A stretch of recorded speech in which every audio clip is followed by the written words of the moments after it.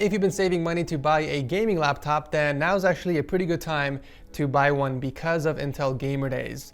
Basically, we have over 40 top retailers participating in this event, and they all have awesome deals on gaming laptops. So we're actually going to be going over a bunch of them in this video. But you know what? Picking a gaming laptop can be difficult because most people don't realize that they're overpaying for something that they're not taking advantage of. So I'm making this video to kind of guide you guys on buying a laptop that not only meets your needs, but also fits your budget. We're gonna be looking at gaming laptops from Walmart, who have curated a great selection of laptops starting as low as $680 for Intel Gamer Days. All these laptops are equipped with Intel's new 9th gen processors, which offers about a 5% improvement over last gen for their i5-9300H in CPU-focused benchmarks, and about 6% improvement on their i7-9750H in performance. Okay, so we're ready to look at a few gaming laptops, but first we gotta figure out what type of gaming laptop are you looking for. Are you looking for something specifically for gaming, or are you looking for something on the content creation side? Once you figure out the answer to that, it's gonna make your selection process a lot easier. All right, so I'll start off with the most affordable laptop on the list, which is the Lenovo IdeaPad L340. It's a 15.5-inch 1080p gaming laptop with an i5-9300H quad-core processor. It's also got 8 gigs of RAM and the GTX 1050.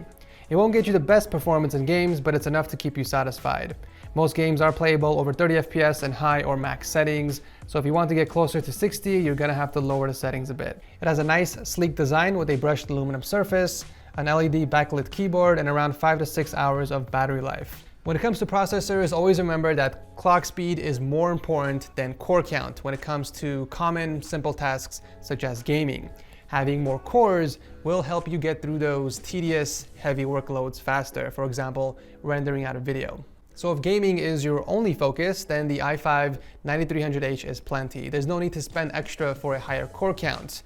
You won't be getting that much more gaming performance out of it. So if you have less than $700 to spend and you're okay gaming under 60 FPS, then you should check out the L340. Next one up is the MSI GL63. It's the same size as the other laptop with the same processor, but with a more powerful GPU.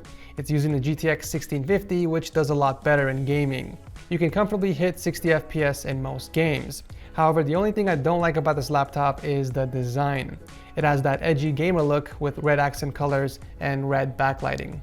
So this is a better laptop for people with higher budgets. So if you're okay with gaming around 60 FPS and you're not going to use the laptop for heavy workloads, then you should definitely check this one out.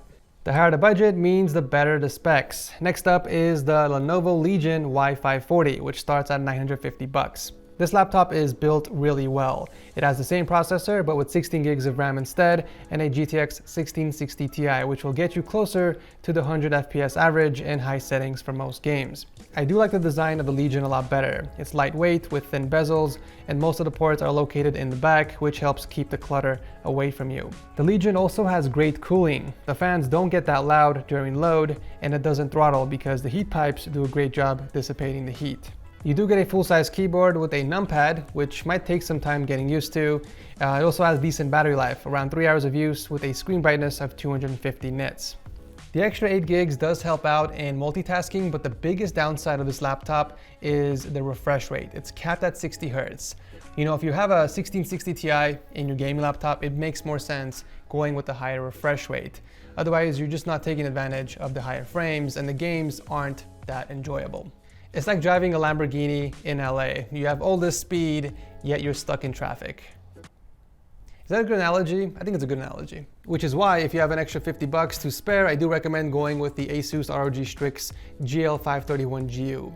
You do lose out on that extra 8 gigs of RAM, but you do get a 120 Hz refresh rate. You can also add more RAM later if needed, because the back panel is easy to remove, giving you access to storage and RAM. Now, if you're looking for a gaming laptop for content creation as well, then the obvious choice would be to go with a higher core count. The Legion Y540 has a hexa-core option with the i7-9750H. It also has 16 gigs of RAM, a 512GB PCI-based SSD, and a 144 Hz refresh rate that goes for around $1,200. Whatever laptop you guys end up buying, just make sure to buy something that you can take advantage of. Don't buy a 6-core laptop with 16 gigs of RAM just to play Minecraft. You know, a quad-core is sufficient enough for only gaming. You should really only get a 6-core if you're using a laptop for CPU-intensive tasks, or if you're mostly playing games that are CPU-intensive, because that's the only time you would see a noticeable difference in performance coming from a quad-core.